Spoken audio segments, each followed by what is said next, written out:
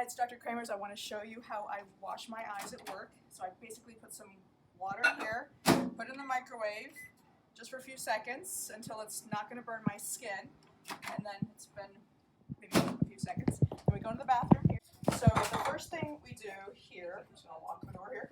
Okay, so basically put warm water on your eyes and dip it back into the water, and if it's cold, usually the studies say 15 minutes twice a day is what you want to do, change it when it gets cold. Sometimes it's gonna, not happen that you have 15 minutes, so 5 minutes here, 5 minutes there, continue that. Now what I do with the tea tree oil now is sometimes will use that wet towel that I did in my previous video. Like I'll take, the same wet towel, this is just a paper towel. I'll shake up the tea tree oil just to get the top wet.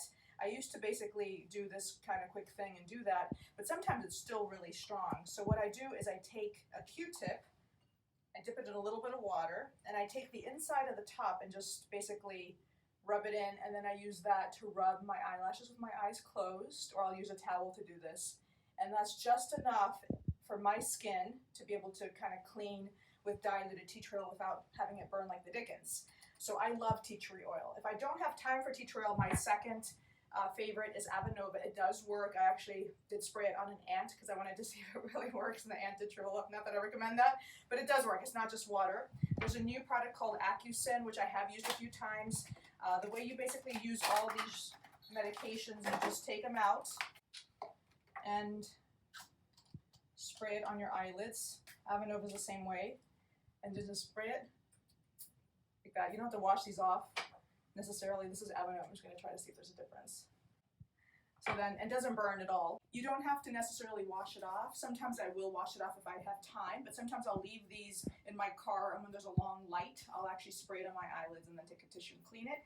There's other products now over the counter. So these are prescription, Acusyn, Avenova. They're about, I think, $30 to $5. They last about a month. If you break the bottle with Avenova, because it's glass, I think they'll replace it for you. So this is over the counter, hypochlor, which I don't think is as strong as these three options here. I've had patients use these and they still have Demodex, but they're on the market. Some skins tolerate different products different, so you have to give it a try. I do want to mention Ointment, because people do ask me how to use the Ointment.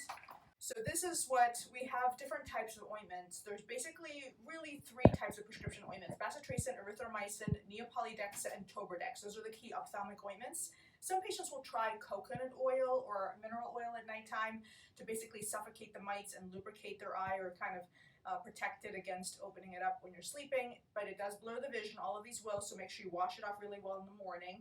If you wake up at night or you're older and you're worried about falling, put ointment in one eye one night and the other eye the other night.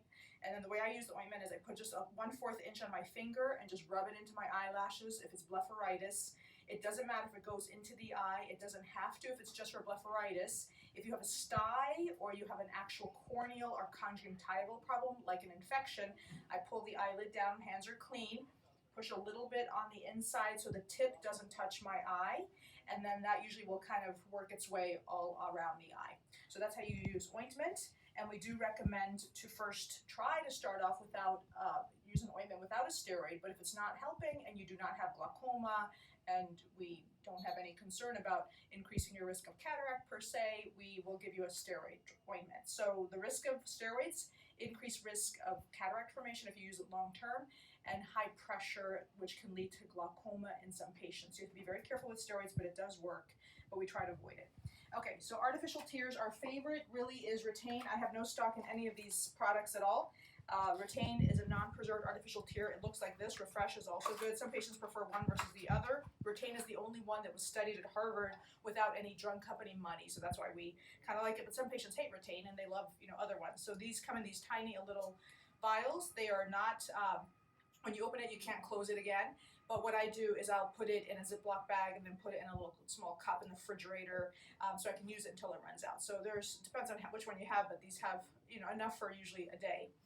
And then last but not least, omega-3. There's a lot of controversy about omega-3. There's been many papers that say it helps, a couple recently that say it doesn't help. It's still not clear. Some of the original papers were sponsored by the drug company. PRN is a very popular omega-3. They have the best paper, but it was sponsored by the company. So it's kind of like, oh, is it really true or not? My husband tried it. He's very skeptical. He's a scientist, and he swears it helps. So, you know, that's my case, personal case of one. So we think it doesn't do any harm. And some patients have told me they get better at 4,000 milligrams per day. Some patients get better at 2,000 milligrams per day. Some patients say it didn't help at all. So it's we're in that period right now where we need a very large randomized controlled prospective study that has not been done yet. So if it's working for you, please use it. It doesn't do any damage to the meibomian glands. We think it does help the meibomian glands, but time will tell. And that's it. So warm compresses is the most important way to save the glands. If somebody doesn't have time for warm compresses, we recommend LipiFlow, which is an FDA-approved procedure to save your glands. It is not a cure. It does not necessarily bring back glands, but it's the best we have other than warm compresses. And the last way to save the glands, which we really try to prevent people from needing, is intense pulse light therapy and probing, which do work, but it's uncomfortable and is more expensive than LipiFlow. I hope this video was helpful. Thank you.